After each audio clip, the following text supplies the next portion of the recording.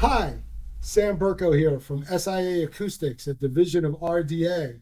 I'm based in New York City, and with me is Las Vegas native and current Utah resident, Richard Lenz, the founder of RealAcoustix. This series of videos is talking about the designs I do, the products that Richard makes, the way we interact and talk about acoustics, and I think this is the first time we can announce a new series of BassMod panels that represent a major change. I've suggested to Richard that he calls these the BassMod Series 2 or S2 units, but we'll see if he follows up on that. That was just a suggestion, S being secretly for Sam. The BassMod has been our go-to low frequency mode controlling absorptive device. It's a diaphragmatic absorber. It's a steel plate, magic material behind it, secret sauce, Richard calls it.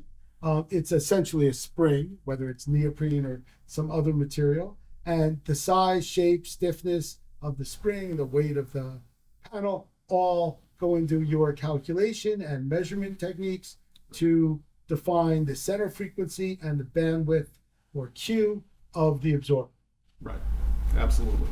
Yeah, the BassMod has been a long time. I mean, I've had a BassMod series. We've had a BassMod series for, I don't know, 15 years, yes. I guess, so we've been doing it. And but it wasn't until this last couple of years where I spent a lot of time testing and really figuring out, one, how to test them so we know exactly what they're doing.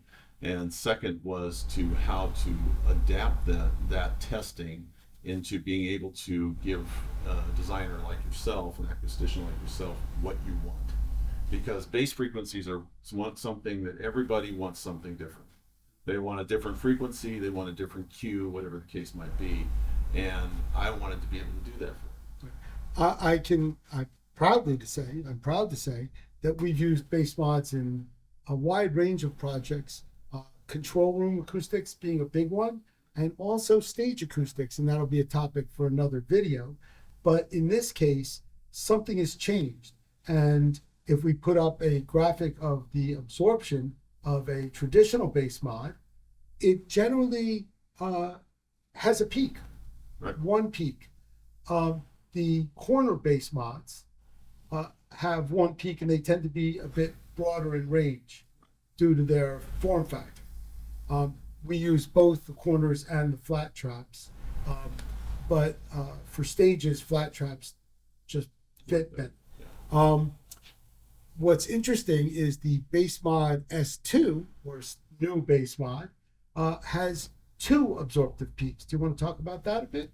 Yeah, we've been messing around, and actually it was accidental. I'd love to say it was something I created on purpose, but it was really an accident to find out where to create, because we're talking about pressures. We're not really talking about, typical volumetric type of, like a fiberglass panel or something like that. You have to test, these very differently than you would that type of panel. And it varies. Obviously, it's a lot different than, people say, well, I can just throw 4-inch fiberglass on the wall. No, it's not what we're talking about. It doesn't work like that. No, because it's not broadband. It's not intended. Broadband in a bass trap would be an octave, right? Maybe, Well, if you think about it, what's really interesting is the frequencies we're really focused on with BassMod are 80 hertz and below, right? It's your subwoofer frequencies. And if you look at the complaints that people have in control rooms, you see notches at 90, 85, 77, 73, 57. There's a notch somewhere. Right. And a lot of this comes from people using room designs that are rectangular because they're easy to calculate, and you have overlapping tangential and oblique modes that gang up and get you, or axial modes that happen to have a null right at the mixed position. We've been using room shaping, including asymmetric corners, to handle that, but as that technique using asymmetric corners really stops being effective about 65 hertz. We often look for your products to help us on the lower side of the range. Sure. that's working in 70 hertz and everything from 65 down.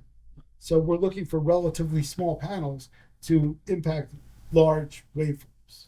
And that's the thing. These are huge waveforms, and it brings to mind is like, well, you get these engineers who go, well, I'll just EQ it out.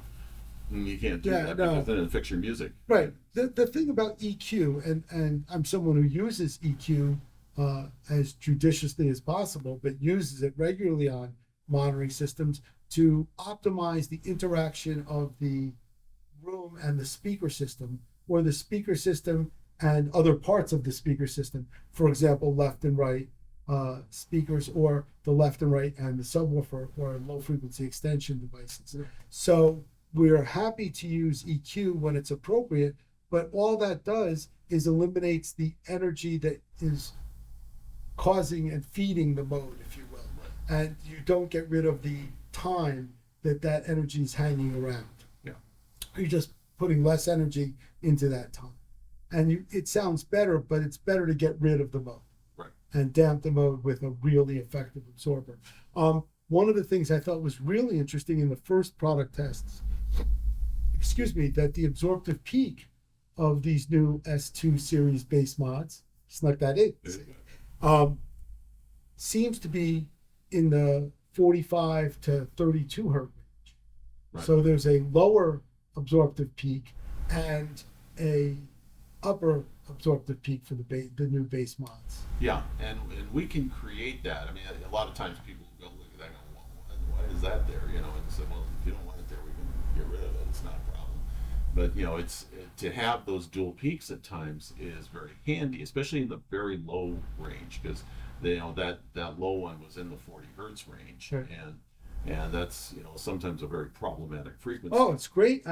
I think that it's really, I don't know you can have too much absorption below 45 hertz. Yeah. In most control rooms. I mean, you're getting towards the pressure zone where it's really low frequency stuff and the whole room is impacted. And if your panels can absorb those frequencies, it just acts to clean up the low end of the room without taking anything away from the listening experience. Absolutely. So I'm very excited about this new BassMod S2. Bye, everyone.